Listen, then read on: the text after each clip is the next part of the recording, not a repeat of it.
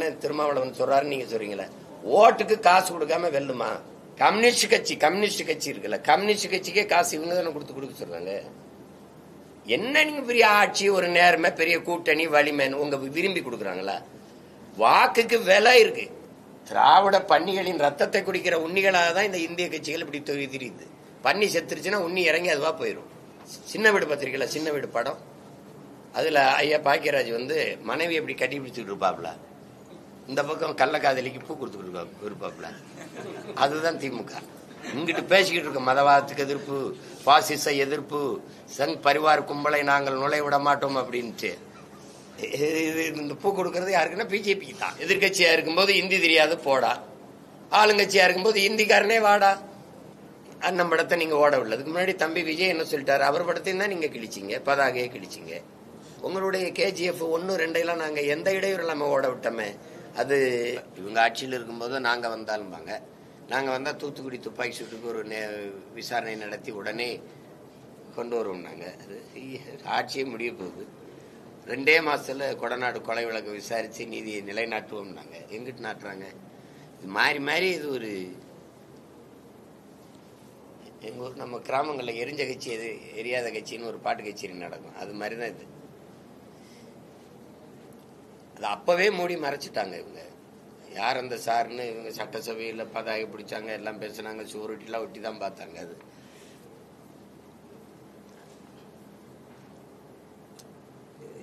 எப்படி பார்த்தாலும் இதை எப்படி சகித்துக்கிற முடியுது சார்? அரக்கோணத்தில் ஒரு தங்கச்சி பாதிக்கப்பட்டவ காவல் நிலையம் ஒவ்வொரு இடத்துக்கா ஏறி ஏறி மண்டாடுறா. அது ஒரு வழக்காக்க கூட முடியல இந்த நாட்டில்.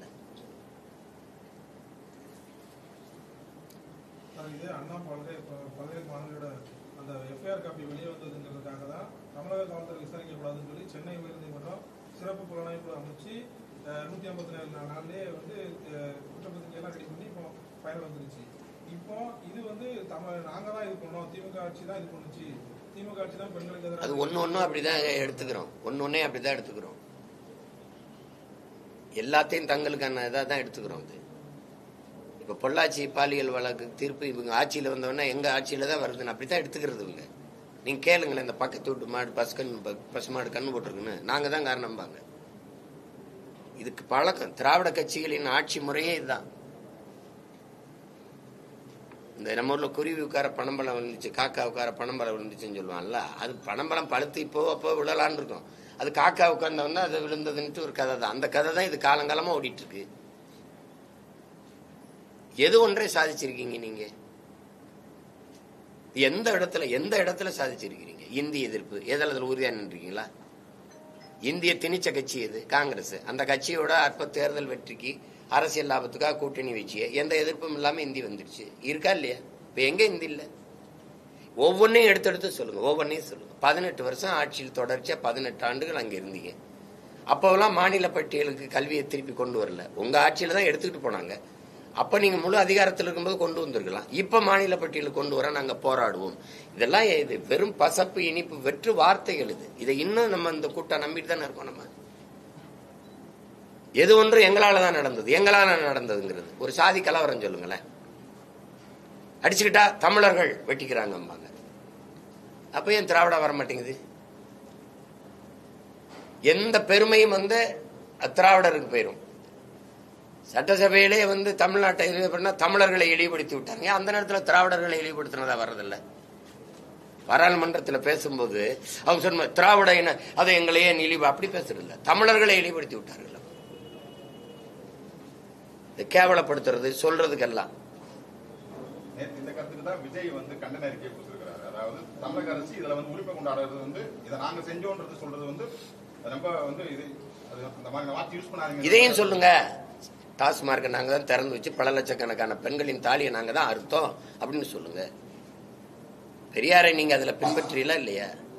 பெரியார் தாலி தாலி அழிவது, மங்கள நாடு அணைவது, ஒரு அடிமை விலங்கு, அடிமை சங்கிலி, அடிமை இது அறுத்தெறிங்கன்னு அதை நீங்க அறுத்தெறிஞ்சல அவர் சொன்னாரு. இப்ப அதை தான் நீங்க செய்றீங்க. குடிக்க வச்சு பல லட்சக்கணக்கான பெண்களின் தாலியை அறுத்தெறிஞ்சுக்கிட்டே இருக்கிறீங்க.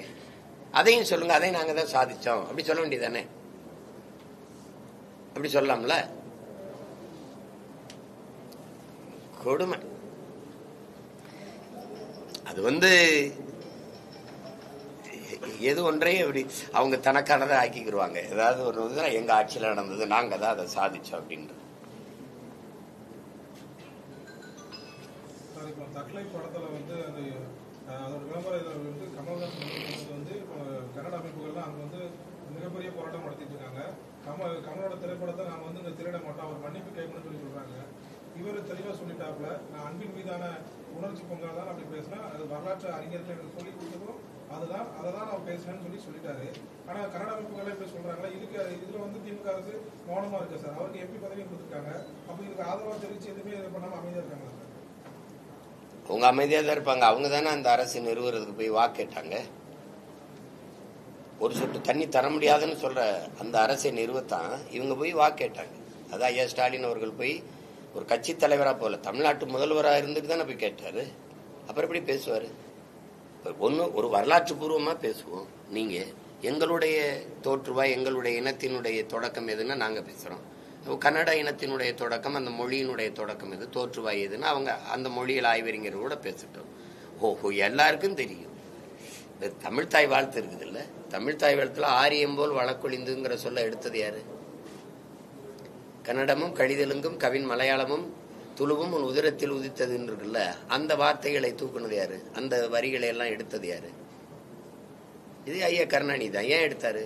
ஆரியம் போல் வழக்கொழிந்து, அந்த மொழி போல சிதைந்து அழியாம உன் சீரிழமை திறமையந்து அப்படின்னு வர்ற வார்த்தைகளை அதை ஏன் எடுத்தாரு? பிராமணர்கள் கோவிச்சுக்குவாங்க, ஓட்டு போட மாட்டாங்க. இல்லைங்களா? கன்னடமும் கழிதெலுங்கும் கவின் மலையாளமும் துளுவும், இது அங்க நீங்க கொண்டாடுற தலைவரே கன்னடர் பெரியார், இங்க தெலுங்கு, அது உங்க தாய்மொழி. இதெல்லாம் வந்து அங்க அந்த இடத்துல தமிழிலிருந்து பிறந்ததுன்னு சொல்றாப்ல மனோன்மணியும் உங்க பிரிதினர் சுந்தரனர். உடனே அதை வந்து எடுக்கிறீங்க. நீங்க ஏன் தூக்குனீங்க? இதையெல்லாம் எடுத்துவிட்டு என்ன தமிழ் தாய் வாழ்த்து இருக்கு? திராவிட நல் திருநாடுன்னு வந்துருச்சு. அந்த திராவிடா அப்படிங்கிறதுக்கு அதை தமிழ் தாய் வாழ்த்த காய்கி வச்சிருக்கிறீங்க. இப்ப இது எதுக்கு எடுத்தீங்க? இப்போ எடுத்த பெருந்தகையாரு நம்ம ஐயா தான். உலகத்துக்கே தெரியும் தென்னிந்திய மொழிகள் எல்லாமே, இந்த பல மொழிகள் வந்து தமிழிலிருந்து பிறந்து உருவ கிளைத்த மொழிகள் தான் எல்லாருக்கும் தெரியும். அப்ப நீங்க வந்து அவங்க மொழிகள்ல சான்றோட நிரூபிக்கட்டும், இது இப்ப இந்த மொழி எங்களுடைய தொடக்கம் இதுதான் அப்படின்னு. அவர் வரலாற்று பூர்வமா தான், யாரும் மறுக்க முடியாது. எந்த வரலாற்று ஆய்வறிஞனும் தொல்பொருள் ஆராய்ச்சியாளனும் மொழியியல் ஆய்வறிஞனும் அதை மறுக்க முடியாது. அவர்களுக்கு அவங்களுக்கு இருக்கிற அந்த தமிழ் மொழியிலிருந்து எங்க மொழி வந்ததுன்னு சொல்லிக்கிறதுல அவங்க ஒரு சிறுமை அடைகிறாங்க. அதுல உங்களுக்கு ஒரு வெறி வருது, உணர்வு வருது. நம்ம படத்தை நீங்க ஓட விடல. அதுக்கு முன்னாடி தம்பி விஜய் என்ன சொல்லிட்டாரு? அவர் படத்தையும் தான் நீங்க கிழிச்சிங்க, பதாகையே கிழிச்சிங்க. உங்களுக்கு புரியுதா? எல்லாம் நீங்க இது பண்றீங்க. நாங்க எவ்வளவு ஜனநாயகவாதிகள், பேரன்பு மிக்கவர்கள். உங்களுடைய KGF 1, 2 நாங்க எந்த இடையூறு இல்லாம ஓட விட்டோமே, அதுக்கான பரிசு தானே இது? சொல்லுங்க, அதுக்கான பரிசு தானே? தமிழிலிருந்து வந்த மொழின்னு சொல்றத தாங்க முடியல. ஆனா கர்நாடகால இருந்து வந்த தலைவனை எனக்கு தந்தையாக்கி வச்சிருக்க நீ. பெரியார் எங்கள் தந்தைன்னு சொல்லி நாங்க போராடணும், நாங்க கொண்டாடணும். எப்படி இருக்கு? அங்க கன்னட அமைப்புகள்லாம் போராடுது, இங்க யாராவது இந்த கருத்துக்கு ஆதரவு அண்ணன் கமலுக்கு சொல்றாங்களா பத்தியெல்லாம்? ஏன்னா தமிழனா இல்ல, தமிழன் சாதி மதமா பிளந்து பிரிஞ்சு நின்றதுனால, சாதி மத உணர்ச்சிகள் மேலோங்கி நிக்கிறதுனால தமிழன்கிற இன உணர்ச்சி செத்து போச்சு, மான உணர்ச்சியும் செத்து போச்சு. சரி, அந்த நாட்டு முதல்வர் அப்படி பேசுறாரு. எங்க முதல்வர் என்ன சொல்றாரு? தமிழிலிருந்து பிறந்ததான் கன்னடம். 1800 ஆண்டுல பிறக்குது. அது 1600 தெலுங்கு வருது. 15ஆம் நூற்றாண்டுல மலையாளம்ங்கிற மொழியே கிடையாது. 500 ஆண்டுகளுக்கு முன்னாடி தான் அது உருவாகுது. அதுக்கு பிறகு துளு. சமஸ்கிருத சொற்களை இன்னும் அதுக்கு அங்கே அம்மா அப்பா அக்காலாம் இருக்குல்ல, கன்னடத்துல இருக்கு. சாப்பிட்டீங்களா நீங்க, போஞ்சஸ்தீரா மீறு, ஒரே ஒளி அளவுல தான் தெலுங்கு எல்லாம் இருக்கும். நாங்க வணக்கம்னா அவங்க நமஸ்காரம், நாங்க அப்படி போயிருச்சு. சமஸ்கிருதம் கலந்து பேசி பிளந்து பிரிந்த மொழிகள் தான் உலகத்துக்கே தெரியும். அப்ப அதை ஏற்க அவங்களுக்கு மனசு இல்லை. சரி, அது ஒரு தமிழ்ல இருந்து வந்ததுன்னு சொல்லிட்டாங்கிற ஒரு இது இருக்குது அவங்களுக்கு. கன்னடத்துல வந்து அவருக்கு ஆதரவான ஒரு பொருளும் இருக்கா? தமிழக திரைப்படத்துல யாருக்கு நடிகர் சிவராஜ்குமார் வந்து கமலஹாசனுக்கு ஆதரவா அவர் பதிவிட்டிருக்கிறாரு. நீங்க வந்து எப்பெல்லாம் கன்னடத்துக்கு வந்து நீங்க என்ன பண்ணிருக்கீங்க, கன்னட மொழிக்கா நீங்க என்ன பண்ணீங்க, எப்பெல்லாம் ஒரு பிரச்சனை வருது அப்ப மட்டும் தான் நீங்க ஒரு குரல் கொடுக்குறீங்க. நீங்க முதல்ல இந்திய மொழிகளில் எல்லா அந்த மொழிகள்ல எல்லா இதுக்கும் சொற்கள் இருக்கா? நான் கர்நாடகாவில் பயணம் பண்ணியிருக்கேன், கேரளாவில் பயணம் பண்ணியிருக்கேன், ஆந்திராவுக்குள்ள பயணம் பண்ணியிருக்கேன், இந்தியாவில் பல மாநிலங்களில் பயணம் பண்ணியிருக்கேன். அந்த மொழிகளில் எல்லாத்திற்கும் சொற்கள் இருக்கா? 40 விழுக்காட்டுக்கு மேல சொற்கள் இல்லை. எல்லாம் பிறமொழி சொற்களை கலந்து தான் பேசுவாங்க. ஆனா என் மொழியில உலகத்தின் எந்த மொழியின் துணையுமின்றி தனித்து இயங்கக்கூடிய உயர் தனிச்செம்மொழி தமிழ் தான். இப்ப இது என்னங்கிறீங்க? இது எல்லாத்துலயும் மைக்கு தான். இந்த மொழியில எல்லாம் மைக்கு தான். எனக்கு தான் இது ஒளி வாங்கி. நீங்க வச்சிருக்கிறதுக்கு பேர் என்ன? எல்லா மொழியிலயும் இது கேமரா தான். என்கிட்ட தான் அது ஒளிப்பதிவு கருவி. இது எல்லா இதுலயும் லைட்டு. எனக்கு இது விளக்கு, குழல் விளக்கு, புரியுதா உங்களுக்கு? சிமிழ் விளக்கு அப்படின்னு இருக்குது. எல்லாத்துக்குமே இது வந்து சேர் தான். எனக்கு இது நாற்காலி, இது டேபிள், எனக்கு இது மேசை, இது செல்போன், எனக்கு இது செல்லிடைபேசி, கைபேசி, அலைபேசி. எல்லாவற்றுக்கும் தமிழில் பல்வேறு கலை சொற்கள், உயிர் சொற்கள் இருக்குது. அப்ப கேரளால போலீஸ் ஸ்டேஷன் தான், எனக்கு காவல் நிலையம் இருக்குது. புரியுதுன்னு நினைக்கிறேன். அப்படி அவங்கவுங்க அந்த எல்லாம் அங்க எல்லா மொழிகளையும் பிக்சர்லும் சினிமால தான். எனக்கு திரைப்படம் இருக்குது, திரைக்கலை இருக்குது. அது அவங்களுக்கு ஏற்க மனசு இல்ல. தமிழுக்கு அவ்வளவு பெரிய பெருமையை தர அவங்களுக்கு முடியல. யார் சொல்றது? உலகின் முதன்மொழி தமிழ். நான் சொல்லலையே, உலகில் மொழியியல் ஆய்வறிஞர் எல்லாம் சொல்றான். உலகில் முதலாக மனிதன் பேசிய மொழி தமிழ்னு அமெரிக்க மொழியியல் ஆய்வறிஞர் அலெக்ஸ் குலியர் இன்னும் இருக்காப்ல, இறந்துடல, இன்னும் இருக்காரு. மாணவர்களுக்கு பாடம் எடுக்கிறது. உலகின் தொன்மையான மொழி தமிழ் அப்படின்னு. அது எல்லா ஆய்வறிஞனே ஏற்பான், எல்லா ஆய்வறிஞனே ஏற்பான். இங்க ஜப்பானிய மொழியில் ஆய்வறிஞர் சுசுமோகோனாவை கூட சொல்றார், எங்கள் மொழியை 2000 ஆண்டுகளுக்கு முன்பு வந்து வேளாண்மை எப்படி செய்வது என்று கற்றுக் கொடுக்க தமிழர்கள் வந்தார்கள் எங்கள் நாட்டிற்கு. அவர்களோட மொழியில் இருந்து உயிர் சொற்கள், கலை சொற்கள், வேர் சொற்களை எடுத்து எங்கள் மொழியை நாங்கள் செழுமைப்படுத்திக் கொண்டோம்.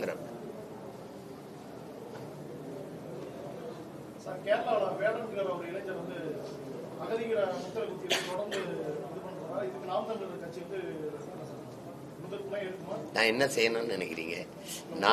நான் தான் வேடன், நான் பேசுறேன், அவர் பாடுறாரு.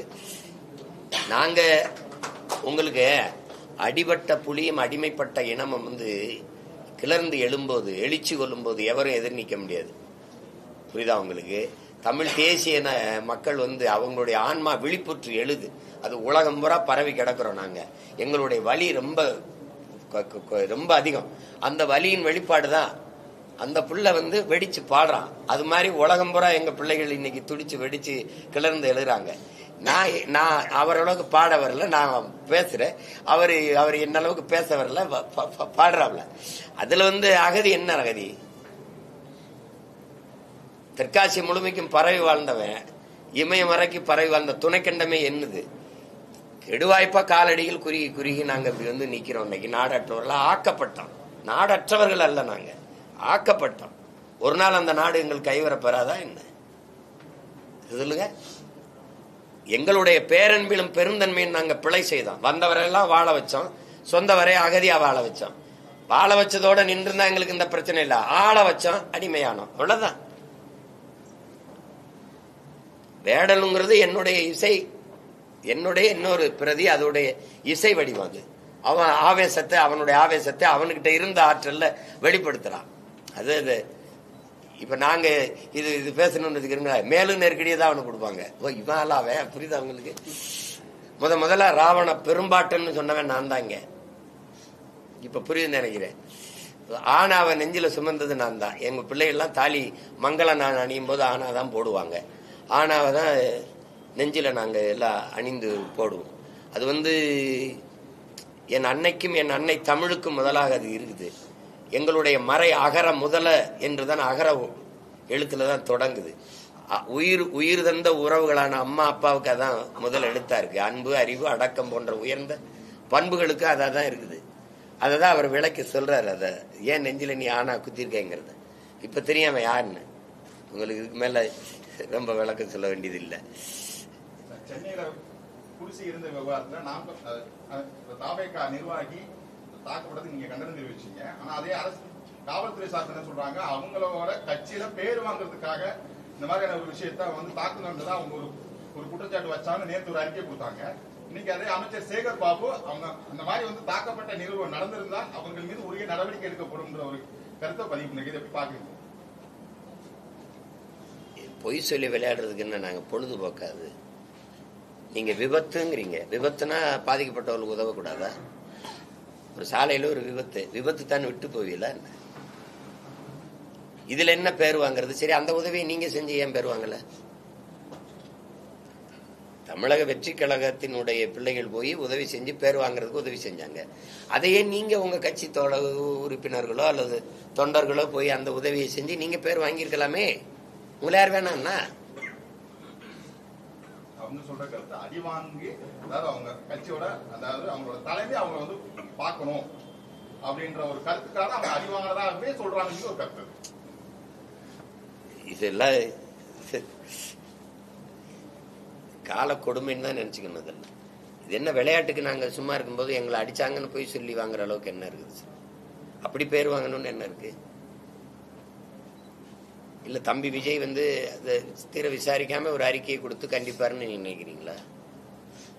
சொல்லுங்க, நீங்க சொல்லுங்க. நீங்க அந்த தவறை மறைக்க போராடுறீங்க, நாங்க தவறு நடந்துருச்சு நடவடிக்கை எடுங்கன்னு சொல்ல வர்றோம். இதானே அது. எந்த அரசு ஒத்துக்கிறது ஆமா தப்பு நடந்துருச்சுன்ட்டு?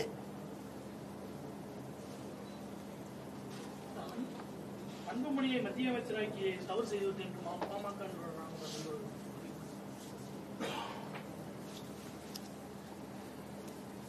அதுல எனக்கு ஒன்றும் கருத்து இல்லை. அது தனிப்பட்ட முறையில் நான் எங்கள் ஐயா மேலே வந்து அளவு கடந்த மதிப்பும் பேரன்பும் வச்சுருக்கேன். அதே மாதிரி சின்னையா மேலேயும் ரொம்ப பேரன்பு வச்சுருக்கேன். அங்கே தான் நான் இருந்தேன். இப்போ அதில் போய் இப்போ இது ஒன்றும் இல்லை. அது எங்கள் ஐயாவுக்குள்ள சின்ன சின்ன மன வருத்தம் இருந்திருக்கலாம், அதனுடைய வெளிப்பாடை இப்போ பேசலாம். இதில் போய் இதை பேசிட்டு இருக்க வேண்டியதில்லை. இந்த செய்தினால இந்த இது இருக்குல்ல, இதனால நாட்டுக்கு மக்களுக்கு ஏதாவது பாதிப்பு இருக்குன்னா சொல்லுங்க, நான் பேசுறேன். கருத்து அது பொதுக்குழு மேடையிலே வச்சு அந்த வார்த்தையை சொல்லியிருக்காரு. அந்த கருத்து தான் கேட்டேன். சரி, அது எங்க ஐயாவுடைய கருத்து, அவ்வளவுதான். அது விட்டுருவோம், அதை விட்டுருவோம். வேற ஏதாவது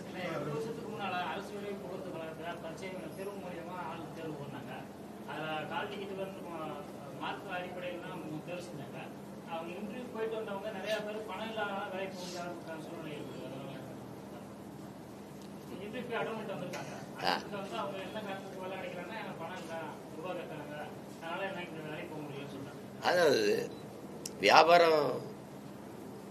வியாபாரம் செய்ய வந்தவன் உருவாக்குன நாடு இது. அதே வியாபாரம் தொடர்ந்து நடக்குது. இது போய் நீ அண்ணன்ட்டதை கேட்டு பயன் இல்லை. நீ அண்ணனை ஜெயிக்க வை, நான் தகுதியின் அடிப்படையில் எல்லாருக்கும் வேலை கொடுத்துருவேன், அதை போய் பேசிடுறது. இதான் நடக்குது. பணி நியமனமா பணம், பணி நிரந்தரமா பணம், பணி இடமாற்றமா பணம். அப்படி இது முறையாயிருச்சு. ஒரு உதவி ஆய்வாளருக்கு வர்றியா, நீ சப் இன்ஸ்பெக்டரா வர்றியா, இவ்வளவு பணம். மருத்துவர் இடம் வேணும், மருத்துவர் ஆகணுமா, இது படிச்சுட்டு எத்தனை பேர் பணி நியமனத்துக்கு இருக்காங்க? ஆசிரியர் பெருமக்கள் எத்தனை, மருத்துவர்கள் எத்தனை, அரசு மருத்துவமனையில காலி இடங்கள், வெற்றிட காலியா இருக்கிற இடங்கள் எத்தனை, ஏதை நியமிக்கல? பணம்.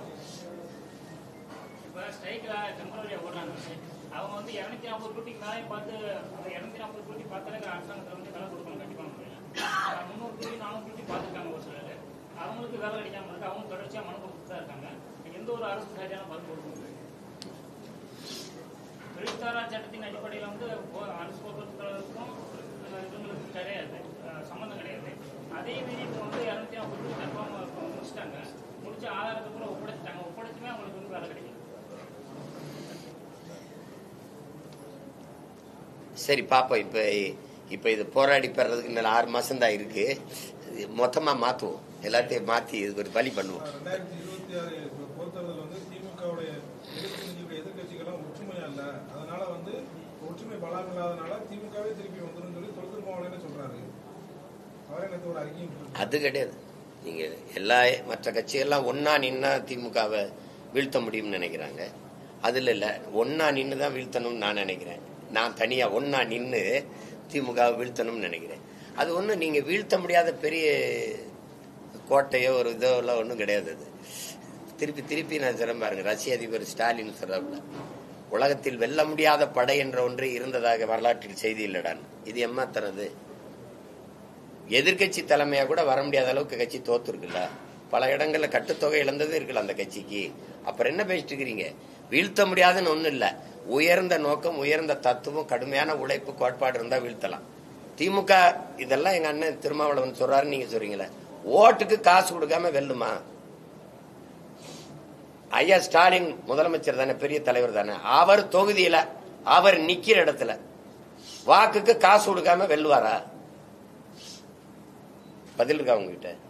பதில் இருக்கா? கம்யூனிஸ்ட் கட்சி இருக்குல்ல, கம்யூனிஸ்ட் கட்சிக்கே காசு இவங்க தானே கொடுக்க சொல்றாங்க. என்ன நீங்க பெரிய ஆட்சி, ஒரு நேர்மை, பெரிய கூட்டணி, வலிமைன்னு உங்க விரும்பி கொடுக்குறாங்களா? வாக்குக்கு விலை இருக்கு. 500 ரூபாய்க்கு போட மறுக்கிறாங்க அப்படின்னா 1000, 1000க்கும் தயங்குறாங்கன்னா 2000. இங்க என்னன்னு நீங்க நல்லா விளங்கணும். ஒரு அதிகாரி தவறா இருக்காருன்னா நீக்கிட்டு நேர்மையான அதிகாரியே போடலாம்.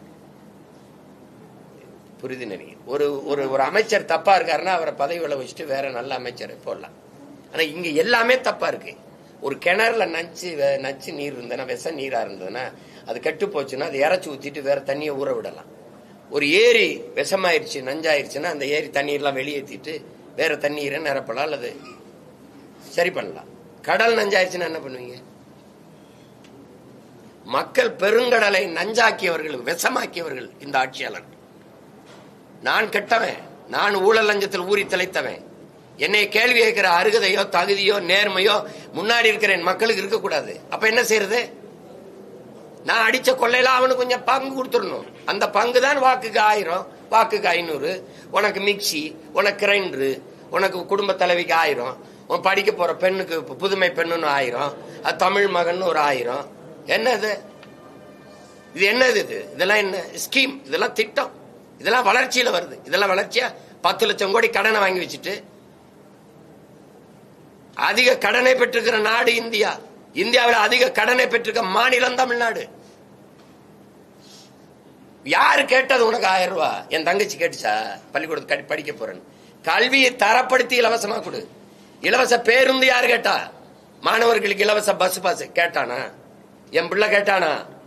கல்வியின் தரத்தை உயர்த்தி கல்வியை அறிவை வளர்க்கிற கல்வி இலவசமா கொடு. பஸ் கட்டணம் நான் கொடுத்து எடுத்துக்கிறேன். அங்க 10 லட்சம் ரூபாய்க்கு சீட்டு, இங்க 100 வந்து 50 ரூபாய், 10 ரூபாய், 20 ரூபாய் பயணச்சீட்டு இலவசம்ங்கிறது. இதெல்லாம் வளர்ச்சி? இதெல்லாம் ஆட்சி முறையா? யோசிச்சு பாருங்க.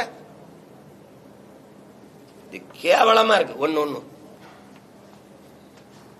இதுல எங்களுக்கு வந்து திமுக தான் ஜெயிக்கும். ஜெயிச்சு என்ன ஆகும்? இதை விட கொடுமையா வரும். சகலாச்சாரம் குடிச்சா 10 லட்சம் கொடுத்தோம் போன ஆட்சியில. இந்த ஆட்சியில 20. அதான் 20 லட்சம். வேற என்ன மாறுதல் வந்துடும்? திமுக வந்தா என்ன வந்துடும்? இந்த குடும்ப தலைவிக்கு 1000 வேணா கூட ஒரு 500 சேர்த்து கொடுப்பாங்க. 1500. வேற ஏதாவது மாறுதல் வருமா? மலையை குவாரின்னு வெட்டுறதை நிறுத்துவானா? உலகத்துல மண்ணள்ளி ஆத்து மணலை விற்கிறத நிறுத்துவாங்களா? டாஸ்மார்க்க மூடுவாங்களா? என்ன மாறுதல் வந்துடும்?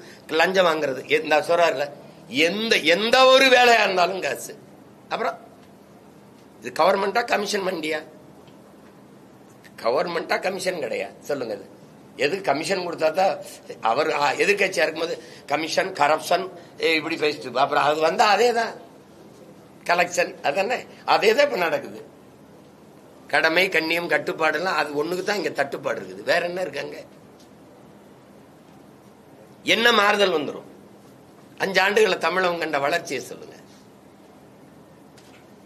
எங்க 60 ஆண்டுகளா மாறி மாறி ஆண்டு இலவச அரிசி போட்டா தான் வாங்கி சாப்பிட்டு வயிறு வளர்த்து உயிர் வளைக்க முடியும். ஏழ்மை வரும் நிலையில என் இனக்கூட்டம் நிக்குது. நீங்க பேசிட்டு இருக்கிறீங்க, இதை வளர்ச்சின்னு பேசிட்டு இருக்கிறீங்க. சமத்துவபுரத்துல கட்டி கொடுத்திருக்க வீட்டுல நீங்க ஒரு தடவை படுத்து இருந்துச்சு வாங்க பாப்போம். அது வீடா கோழி கூடா? எந்த அளவுக்குள்ள ஏழ்மை வறுமை இருக்குது நீங்க இன்னும் பேசிட்டு இருக்கிறீங்க. இவங்களை இப்ப இந்த தேர்தல் வர வர பாருங்க எவ்வளவு அன்பும் பாசமும் மக்கள் மேல அக்கறையும் வருதுன்னு பாருங்க. அறிவிப்பாங்க பாருங்க ஒன்னும் இதுல ஜெயிக்குது. நாடு நாசமாகிறதுன்னு முடிவெடுத்துட்ட பிறகு அது யார் ஜெயிச்சா நமக்கு என்ன? அதுல போய் என்ன பேசுறதுக்கு இருக்கு? அது ஜெயிக்குது. அது 2026 பாஜக எம்எல்ஏக்களோட நான் வந்து சட்டமன்றம் நோக்கி யாத்திரை போக போறேன்னு சொல்லி நைனா நாங்க கருத்து சொல்லிட்டு இருக்கிறாரு. எப்படி பாக்குறீங்க? நீங்க 2026 சட்டமன்ற தேர்தலில் பாஜக, அதாவது பாஜக எம்எல்ஏகளுடன் சட்டமன்றம் நோக்கி நான் யாத்திரை போக போறேன்.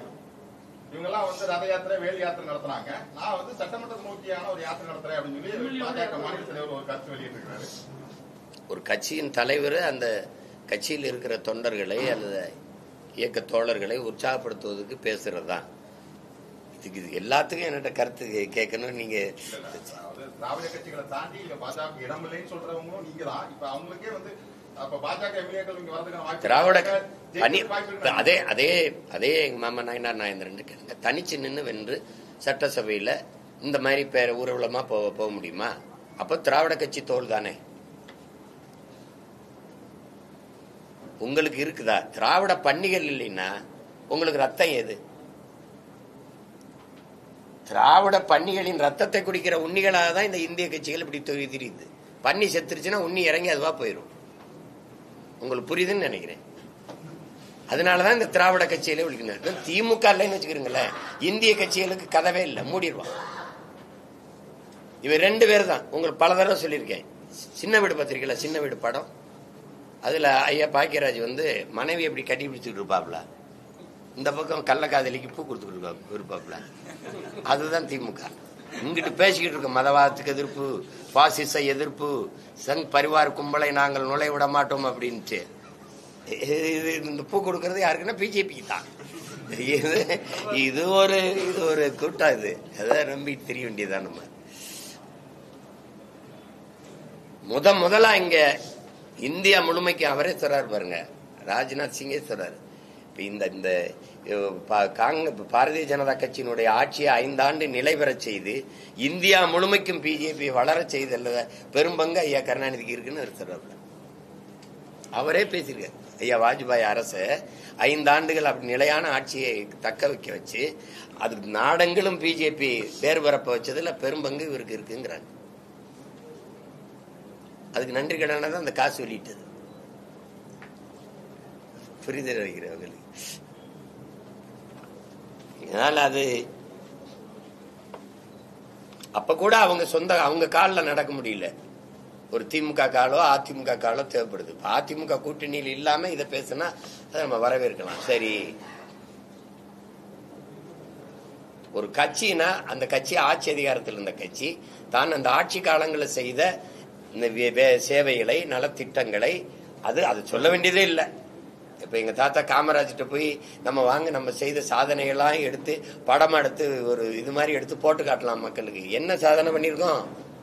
ரோடு போட்டிருக்கோம், அப்புறம் பள்ளிக்கூடம் கட்டியிருக்கோம், அப்புறம் அணைகள்லாம் கட்டியிருக்கோம் அப்படின்னு. அதுக்கு என்ன கேட்டிருப்பாருன்னு நினைக்கிறீங்க? ரோடு போட்டிருக்கோம், அதுலதான் ஜனம் நடக்குதுல்ல, அப்ப தெரியுமில்ல.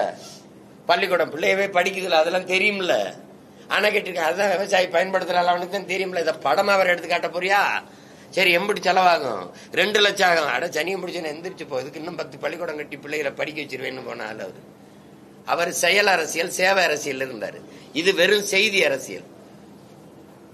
1000 ரூபாய் குடும்ப தலைவிக்கு செப்டம்பர் மாசம் கொடுக்க போறது ஜனவரி 1 இருந்து விளம்பரம் பண்ண ஆட்சி இது. குடும்ப தலைவிகளுக்கு 1000 ரூபாய் செப்டம்பர் மாசத்தில் கொடுக்க போகிறோம் அப்படின்னு எல்லா தொலைக்காட்சியிலையும் எல்லா இடங்களையும் பதாகை வச்சு விளம்பரம் செய்த கட்சி ஆட்சி இது. இங்க எங்க சேவை அரசியல், செயல் அரசியல் எங்க இருக்கு? வெறும் செய்தி அரசியல். இந்த நாட்டில் மக்கள் அரசியல் எங்க இருக்கு? கட்சி அரசியல், தேர்தல் அரசியல். தேர்தல்ல எதை பண்ணா ஜெயிக்கலாம், எந்த சாதிக்காரனை நிறுத்தினா ஜெயிக்கலாம், வாக்குக்கு எவ்வளவு காசு கொடுத்தா ஜெயிக்கலாம். இதே தானே.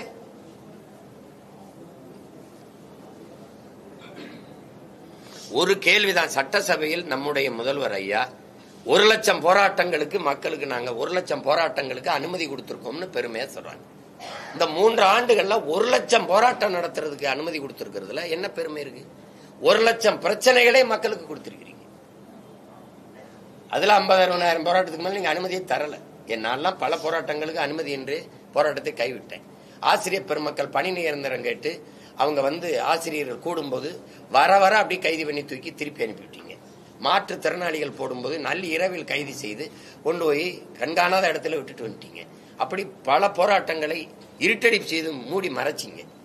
1 லட்சம் போராட்டத்துக்கு அனுமதி கொடுத்தேங்கிறீங்க. அப்ப 1 லட்சம் பிரச்சனைகளை தானே நீங்க தந்திருக்கீங்க. இது எந்த தீர்வு கண்டிருக்கீங்க? 100 விழுக்காடு மக்கள்கிட்ட வாங்கின மனுக்கள் அந்த பிரச்சனைகளுக்கு தீர்வு கண்டுட்டோன்னு வேற சொல்லிக்கிறீங்க. அந்த பிரச்சனையில ஒரு 8 100 வேணாம், ஒரு 10 சொல்லுங்க. இந்த பிரச்சனைகள் நாங்க இதெல்லாம் தீர்த்துட்டோம் சொல்லுங்க, 10 சொல்லுங்க. கூட்டுறவு வங்கியில கடன் பெற்றா அதை ரத்து பண்றேன், நீங்க ரத்து பண்ணீங்களா சொல்லுங்க. நீட் தேர்வை ரத்து பண்றோம், நீங்க எங்க ரத்து பண்ணீங்க? இதெல்லாம் வெற்று வாக்குறுதிகள். இஸ்லாமிய சிறை கைதிகளை, அப்பாவி சிறை கைதிகளை விடுதலை செய்ய எனக்கு வாக்கு தாருங்கன்னு நீங்க இஸ்லாமிய பெருமக்கள் எல்லாம் உங்களுக்கு வாக்கு தந்தாங்க. சிறை கைதிகளை விடுதலை ஆயிட்டாங்களா? சிறை கைதிகள் உடல் நலிவுட்டுட்டோம், எங்களுக்கு முன் விடுதலை தாங்கன்னு உச்ச நீதிமன்றத்தில் வழக்கு போட்டு நீதிமன்றம் சொல்லுது விடுதலை செய்யின்ட்டு. அதுக்கு பதில் மணி தாக்கல் செஞ்ச திராவிட முன்னேற்ற கழக அரசு இவர்கள் எந்த மனநிலையில் உள்ளே சென்றார்களோ அதே மனநிலையில் இன்னும் இருக்கிறார்கள். 35 வருஷம் கழிச்சு விடுதலை செய்தால் அங்க இருக்கிற இந்து அமைப்பு தலைவர்களின் உயிருக்கு பேராபத்தாயிரும், ஆபத்தாயிரும், அதனால விடுதலை செய்யக்கூடாதுன்னு பதில் மணி தாக்கல் செஞ்சிச்சு. பொய் சொல்றேன்னு நினைக்கிறீங்களா? அப்புறம் எல்லாம் ஏமாற்று. எதிர்கட்சியா இருக்கும்போது இந்தி தெரியாது போடா, ஆளுங்கட்சியா இருக்கும்போது இந்திக்காரனே வாடா. எதிர்கட்சியா இருக்கும்போது கருப்பு கொடை, ஐயா மோடி வரும்போது கருப்பு பலூன், ஆளுங்கட்சியா இருக்கும்போது வெள்ளை கொடை. இது என்ன இன்னைக்கு நேத்தா பாக்குறோம் இந்த நாடகத்தை, சின்ன பிள்ளையில இருந்து பாக்குறோம். ஒரே நாடகம், ஒரே நடிப்பு, ஒரே வசனம். அன்பிற்கும் மதிப்பிற்கும் உரிய அண்ணன் அவங்க ஒரு கன்னி பருவத்திலே அந்த நாட்கள் பயணம் முடிவில் இந்த படங்கள் எல்லாம் பார்த்து ரசிச்சு அப்புறம் திரைத்துறைக்கு வந்த பிறகு ஒரு நெருக்கம் ஏற்பட்டது. நடிகர்கள்ல ரொம்ப ஒரு இலக்கிய ஆர்வம் கொண்டவர், நிறைய வாசிப்பார். பேசும்போதெல்லாம் புத்தகங்களை பற்றி தான் அதிகம் பேசுவோம், திரைப்படத்துறையை பற்றி பேசுனதை விட. அப்போ எனக்கு நிறைய புத்தகங்களை எப்பப்போ பரிசா மூட்டையில் கட்டி அனுப்புவார். இதெல்லாம் படி, இதையெல்லாம் படின்னு. அது அவ்வளோ மார்க்சிய சிந்தனை உள்ள புத்தகங்கள் தான். ஒரு அடிப்படையில் பெரிய மார்க்சிய சிந்தனை கொண்டவர், பெரிய சமூக ஆர்வலர், இலக்கியவாதி, எழுத்தாளர், சோதிடக்கல், நல்ல சோதிடக்கலை எல்லாம் வல்லுநர். அப்போ மூத்த நடிகர்கள், பழம்பெரும் கலைஞர்களை பற்றிய அரிய தகவல்களை சேமித்து நூலாக எழுதி படிச்சிங்கன்னா ரொம்ப இப்படிலாம் அந்த அரிய செய்திகளை சேகரித்து இந்த தலைமுறை பிள்ளைகள் அறிந்து கொள்வதற்கு ஒரு நல்ல வாய்ப்பை ஏற்படுத்தி தந்தவர். ரொம்ப இனிமையாக பழகுவார். அதில் என்னன்னா உடல் நலன் குறித்து அவ்வளவு அக்கறையாக இருப்பார். அதான் வியப்பாக இருக்குது, அதிர்ச்சியாக இருக்கு. ரொம்ப உடல் நலனில் அக்கறை இருக்கிற நடிகர்கள்ல அவர் ரொம்ப முதன்மையானவர். இப்போ எங்கள் அண்ணன் சிவகுமார், எங்கள் அண்ணன் சரத்குமார், அர்ஜுன், இவங்கெல்லாம் ரொம்ப நலன் பேணுவாங்க. சந்திக்கிறவங்கள உடல் நலன் குறித்து இது பண்ணுவாங்க. அப்போ அது அந்த மாதிரி ஒரு இதுதான் உணவு, இப்படித்தான் எல்லாம் திட்டமிட்டு செய்யக்கூடியவர். இப்படி திடீர்னு அதிர்ச்சியாக இருந்தது இந்த அண்ணனுடைய மறைவு செய்தி. இது ரொம்ப வருத்தமாக இருக்குது. அண்ணன் குடும்பத்தாருக்கு என்னுடைய ஆறுதல். திரைத்துறையில் இருக்கிற அவருடைய நண்பர்கள், அவருடைய ரசிகர்கள் எல்லாருக்கும் என்னுடைய ஆறுதல். அண்ணனுக்கு சொல்ல என்ன இருக்குது? சரி, உங்களுக்கு என்னுடைய இறுதி வணக்கத்தை செலுத்துறேன், அவ்வளவுதான் சொல்ல முடியும். வேற எதுவும் கைதி ஞானசேகரன், அந்த அண்ணா பல்கலைக்கழக ஞானசேகரன் வழக்குல வந்து அந்த ஞானசேகரன் மட்டும் தான் வச்சு குற்றவாளின்னு வச்சிருக்காங்க. அந்த யார், அந்த சார் யாருன்றது இப்போ வரைக்கும் இது பண்ண முடியல. ஆனா அதிமுக ஆட்சி வந்தா அந்த சார் வந்து கண்டிப்பா வந்து கவுண்டில் ஏற்றுவோம் அப்படின்னு இபிஎஸ் சொல்லியிருக்காரு. இந்த கருத்தை எப்படி பாக்குறீங்க? அது அப்புறம் நடக்கிறது, அதை போய் பேசிட்டு வேண்டியதில்லை. வந்தால் போனால் கொடநாட்டில் என்ன நடந்தது அதை யார் விசாரிப்பா? தூத்துக்குடி துப்பாக்கி சூடு இருக்குது, அது நடந்துருச்சு, 15 பேர் இறந்துட்டாங்க. அருணா ஜெகதீஷ் நம்ம தாக்கல் செய்த அறிக்கைக்கு என்ன விசாரணை இருக்கு? சும்மா சொல்றதா. இப்ப இவங்க ஆட்சியில் இருக்கும்போது நாங்க வந்தாலும்பாங்க, நாங்க வந்தா தூத்துக்குடி துப்பாக்கி சூட்டுக்கு ஒரு விசாரணை நடத்தி உடனே கொண்டு வருவோம். நாங்க ஆட்சியே முடிய போகுது, 2 மாசத்துல கொடநாடு கொலை வழக்கு விசாரிச்சு நீதியை நிலைநாட்டுவோம். நாங்க எங்கிட்டு நாட்டுறாங்க? இது மாறி மாறி இது ஒரு எங்க ஊர் நம்ம கிராமங்களில் எரிஞ்ச கட்சி எது எரியாத கட்சின்னு ஒரு பாட்டு கச்சேரி நடக்கும். அது மாதிரி தான் இது. அது அப்பவே மூடி மறைச்சிட்டாங்க இவங்க. யார் அந்த சார்னு இவங்க சட்டசபையில் பதாகை பிடிச்சாங்க, எல்லாம் பேசினாங்க, சூரிட்டிலாம் ஒட்டி தான் பார்த்தாங்க. அது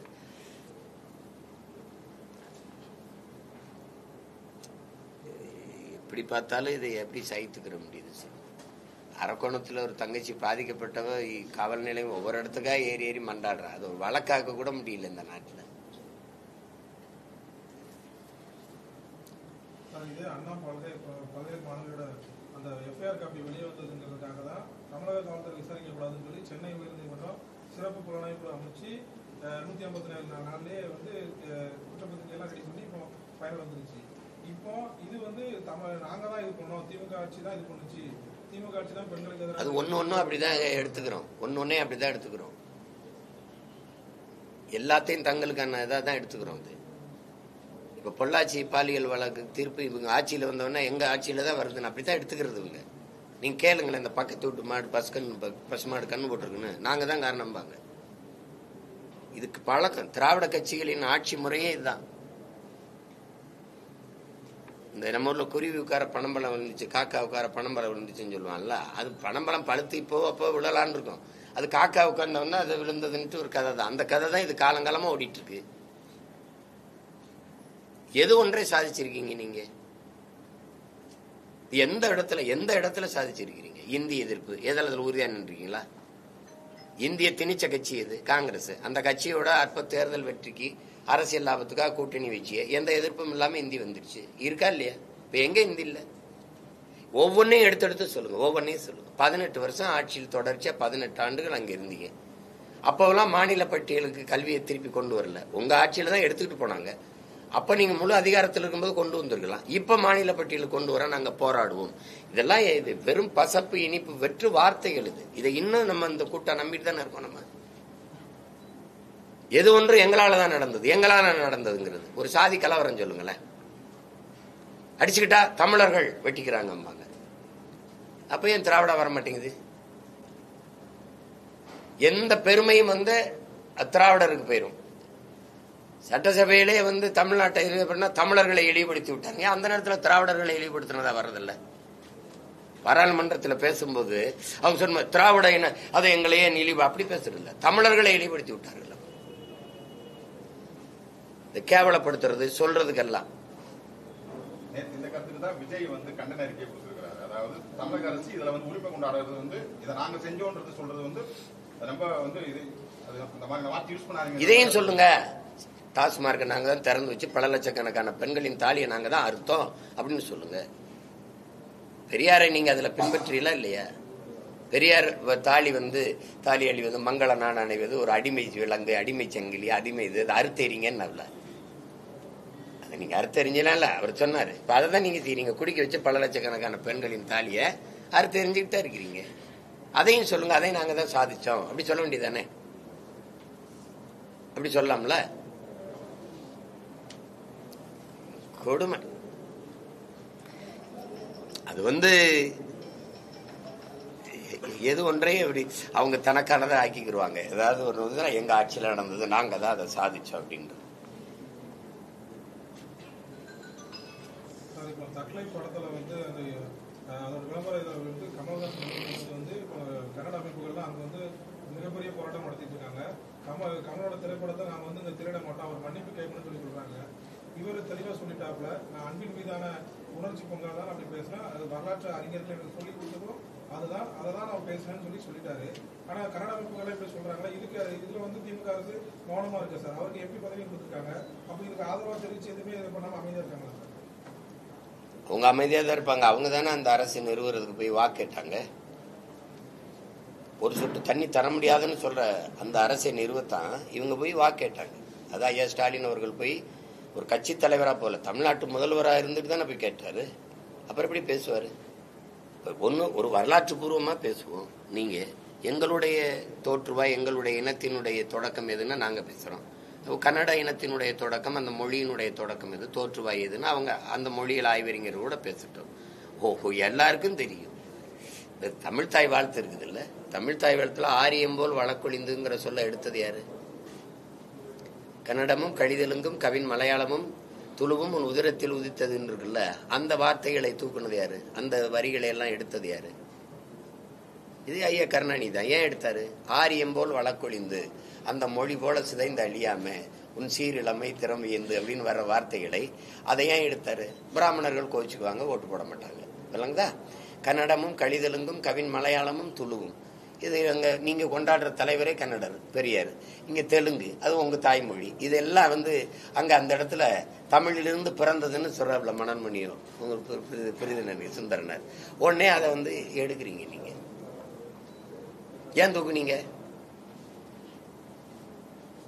இதையெல்லாம் எடுத்துவிட்டு என்ன தமிழ் தாய் வாழ்த்து இருக்கு? திராவிட நல் திருநாடுன்னு வந்துருச்சு. அந்த திராவிடா அப்படிங்கிறதுக்கு அதை தமிழ் தாய் வாழ்த்த ஆகி வச்சிருக்கிறீங்க. இப்ப இது எதுக்கு எடுத்தீங்க? இப்போ எடுத்த பெருந்தகையாரு நம்ம ஐயா தான். உலகத்துக்கே தெரியும் தென்னிந்திய மொழிகள் எல்லாமே இந்த பல மொழிகள் தமிழிலிருந்து பிறந்து உருவ கிளைத்த மொழிகள் தான் எல்லாருக்கும் தெரியும். அப்ப நீங்க அவங்க மொழிகள்ல சான்றோட நிரூபிக்கட்டும், இது இப்ப இந்த மொழி எங்களுடைய தொடக்கம் இதுதான் அப்படின்னு. அவர் வரலாற்று பூர்வமா தான், யாரும் மறுக்க முடியாது. எந்த வரலாற்று ஆய்வறிஞனும் தொல்பொருள் ஆராய்ச்சியாளனும் மொழியியல் ஆய்வறிஞனும் அதை மறுக்க முடியாது. அவர்களுக்கு அவங்களுக்கு இருக்கிற அந்த தமிழ் மொழியிலிருந்து எங்க மொழி வந்ததுன்னு சொல்லிக்கிறதுல அவங்க ஒரு சிறுமை அடைகிறாங்க. அதுல உங்களுக்கு ஒரு வெறி வருது, உணர்வு வருது. நம்ம படத்தை நீங்க ஓட விடல. அதுக்கு முன்னாடி தம்பி விஜய் என்ன சொல்லிட்டாரு? அவர் படத்தையும் தான் நீங்க கிழிச்சிங்க, பதாகையே கிழிச்சிங்க. உங்களுக்கு புரியுதா? எல்லாம் நீங்க இது பண்றீங்க. நாங்க எவ்வளவு ஜனநாயகவாதிகள், பேரன்பு மிக்கவர்கள். உங்களுடைய KGF 1, 2 எல்லாம் நாங்க எந்த இடையூறு இல்லாம ஓட விட்டோமே, அதுக்கான பரிசு தானே இது? சொல்லுங்க, அதுக்கான பரிசு தானே? தமிழிலிருந்து வந்த மொழின்னு சொல்றத தாங்க முடியல. ஆனா கர்நாடகால இருந்து வந்த தலைவனை எனக்கு தந்தையாக்கி வச்சிருக்க நீ. பெரியார் எங்கள் தந்தைன்னு சொல்லி நாங்க போராடணும், நாங்க கொண்டாடணும். எப்படி இருக்கு? அங்க கன்னட அமைப்புகள்லாம் போராடுது, இங்க யாராவது கருத்துக்கு ஆதரவு அண்ணன் கமலுக்கு சொல்றாங்களா பத்தியெல்லாம்? ஏன்னா தமிழனா இல்ல, தமிழன் சாதி மதமா பிளந்து பிரிஞ்சு நின்றதுனால, சாதி மத உணர்ச்சிகள் மேலோங்கி நிக்கிறதுனால தமிழன்கிற இன உணர்ச்சி செத்து போச்சு, மான உணர்ச்சியும் செத்து போச்சு. சரி, அந்த நாட்டு முதல்வர் அப்படி பேசுறாரு. எங்க முதல்வர் என்ன சொல்றாரு? தமிழிலிருந்து பிறந்ததான் கன்னடம். 1800 ஆண்டுல பிறக்குது, 1600 தெலுங்கு வருது. 15ஆம் நூற்றாண்டுல மலையாளம்ங்கிற மொழியே கிடையாது. 500 ஆண்டுகளுக்கு முன்னாடி தான் அது உருவாகுது. அதுக்கு பிறகு துளு. சமஸ்கிருத சொற்களை இன்னுமே அதுக்கு அங்கே அம்மா அப்பா அக்காலாம் இருக்குல்ல, கன்னடத்துல இருக்கு. சாப்பிட்டீங்களா நீங்க, போஞ்சஸ்திரா மீர், ஒரே ஒளி அளவுல தான் தெலுங்கு எல்லாம் இருக்கும். நாங்க வணக்கம்னா அவங்க நமஸ்காரம், நாங்க அப்படி போயிருச்சு. சமஸ்கிருதம் கலந்து பேசி பிளந்து பிரிந்த மொழிகள் தான் உலகத்துக்கே தெரியும். அப்ப அதை ஏற்க அவங்களுக்கு மனசு இல்லை. சரி, அது தமிழ்ல இருந்து வந்ததுன்னு சொல்லிட்டாங்கிற ஒரு இது இருக்குது அவங்களுக்கு. அதே கன்னடத்துல அவருக்கு ஆதரவான ஒரு பொருளும் இருக்கு. ஆனா தமிழக திரைப்படத்துல யாருக்கு நடிகர் சிவராஜ்குமார் கமலஹாசனுக்கு ஆதரவா அவர் பதிவிட்டிருக்கிறாரு. நீங்க எப்பெல்லாம் கன்னடத்துக்கு நீங்க என்ன பண்ணிருக்கீங்க, கன்னட மொழிக்கா நீங்க என்ன பண்ணீங்க, எப்பெல்லாம் ஒரு பிரச்சனை வருது அப்ப மட்டும் தான் நீங்க குரல் கொடுக்குறீங்க. நீங்க முதல்ல இந்திய மொழிகளில் எல்லா அந்த மொழிகள்ல எல்லா இதுக்கும் சொற்கள் இருக்கா? நான் கர்நாடகாவில் பயணம் பண்ணியிருக்கேன், கேரளாவில் பயணம் பண்ணியிருக்கேன், ஆந்திராவுக்குள்ள பயணம் பண்ணியிருக்கேன், இந்தியாவில் பல மாநிலங்களில் பயணம் பண்ணியிருக்கேன். அந்த மொழிகள்ல எல்லாத்திற்கும் சொற்கள் இருக்கா? 40 விழுக்காட்டுக்கு மேல சொற்கள் இல்லை. எல்லாம் பிறமொழி சொற்களை கலந்துதான் பேசுவாங்க. ஆனா என் மொழியில உலகத்தின் எந்த மொழியின் துணையுமின்றி தனித்து இயங்கக்கூடிய உயர் தனிச்செம்மொழி தமிழ் தான். இப்ப இது என்னங்கிறீங்க? இது எல்லாத்திலயும் மைக்கு தான், இந்த மொழியில எல்லாம் மைக்கு தான். எனக்கு தான் இது ஒளி வாங்கி. நீங்க வச்சிருக்கிறதுக்கு பேர் என்ன? எல்லா மொழியிலயும் இது கேமரா தான். என்கிட்ட தான் அது ஒளிப்பதிவு கருவி. இது எல்லா இதுலயும் லைட்டு, எனக்கு இது விளக்கு, குழல் விளக்கு, புரியுதா உங்களுக்கு? சிமிழ் விளக்கு அப்படின்னு இருக்குது. எல்லாத்துக்குமே இது சேர் தான், எனக்கு இது நாற்காலி, இது டேபிள், எனக்கு இது மேசை, இது செல்போன், எனக்கு இது செல்லிடைபேசி, கைபேசி, அலைபேசி. எல்லாவற்றுக்கும் தமிழில் பல்வேறு கலை சொற்கள், உயிர் சொற்கள் இருக்குது. அப்ப கேரளால போலீஸ் ஸ்டேஷன் தான், எனக்கு காவல் நிலையம் இருக்குது. புரியுதுன்னு நினைக்கிறேன். அப்படி அவங்கவுங்க அந்த எல்லாம் அங்க எல்லா மொழிகளையும் பிக்சர்லும் சினிமால தான்.